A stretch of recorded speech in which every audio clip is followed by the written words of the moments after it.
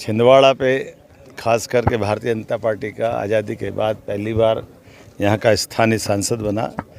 मैं पूरे छिंदवाड़ा वासियों को बधाई देना चाहूँगा, मध्य प्रदेश की जनता को बधाई देना चाहूँगा जिन्होंने यशस्वी प्रधानमंत्री के लिए 29 की 29 लोकसभा सीट दी, जिसमें छिंदवाड़ा भी लाखों में है। मेरी अपनी ओर से सभी छिंदवाड़ा वासियों को बधाई।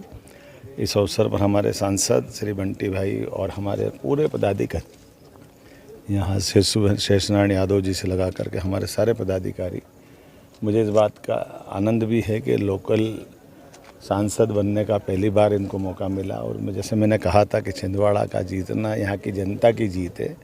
यशस्वी प्रधानमंत्री का मध्य प्रदेश से प्रेम है कि एक नया रिकॉर्ड बना है। मेरी अपनी ओर से पुनः माननीय प्रधानमंत्री जी को आपके माध्यम से बधाई और छिंदवाड़ा वालों का आभार। इसी आभार प्रदर्शन के लिए मैं आज यहाँ आया हूँ। और जैसा कि हम सबको जानकारी है, हमारे अमरवाड़ा के विधानसभा के विधायक हमारे साथ जुड़े थे और उनने इतना अच्छा निर्णय लिया था नैतिकता के आधार पर। जिस दिन पार्टी ज्वाइन की उसी दिन रिज़ाइन किया था और 10 तारीख को जो चुनाव है उसमें हमने उनको प्रत्याशी भी बनाया है। कल हमारी भोपाल में मीटिंग भी हो चुकी और एकजुटता के साथ हम फिर ताकत के साथ चुनाव में जाने वाले हैं। और जैसा कि छिंदवाड़ा ने तय कर लिया कि वो भाजपामय बनेगा, इसलिए मुझे दिखाई दे रहा है कि भाजपा प्रचंड बहुमत से अमरवाड़ा चुनाव भी जीतेगी और इस अवसर पर विकास के नए रास्ते खुलेगी। यशस्वी प्रधानमंत्री के नेतृत्व में डबल इंजन की सरकार चलेगी। मैंने भी कहा था कि छिंदवाड़ा के लिए मुझे विशेष रूप से ध्यान देना है और आने वाले समय में छिंदवाड़ा और छिंदवाड़ा की जनता के विकास के सपनों को पूरा करने के लिए हम कृत संकल्पित हैं। पूरी ताकत के साथ आगे बढ़ेंगे। आज छिंदवाड़ा आने के पहले मैं यहाँ हमारे अपने CRPF के शहीद कबीरदास जी के निवास से होकर के आया हूँ। कुछ समय पहले विक्की पहाड़े एक अपने यहाँ शहीद हुए थे।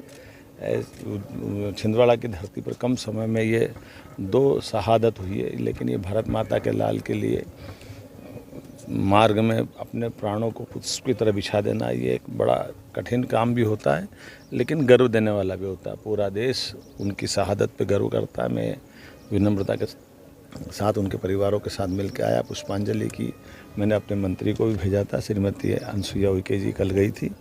मेरी अपनी ओर से ऐसी शहादत के लिए छिंदवाड़ा पे एक तरह से मैं मान के चलता हूँ कि हमारे लिए बाकी और साथियों के लिए प्रेरणा का पुंज बनेगा छिंदवाड़ा। मैं विनम्रता के साथ परमात्मा से कामना भी करता हूँ कि यद्यपि शहादत होना गर्व की बात है, लेकिन जिसके घर से जाता है उनकी क्षति होती है और परमात्मा उनको मोक्ष प्रदान करेगा ही, क्योंकि भारत माता के चरणों में उन्होंने प्राणों का उत्सर्ग किया है।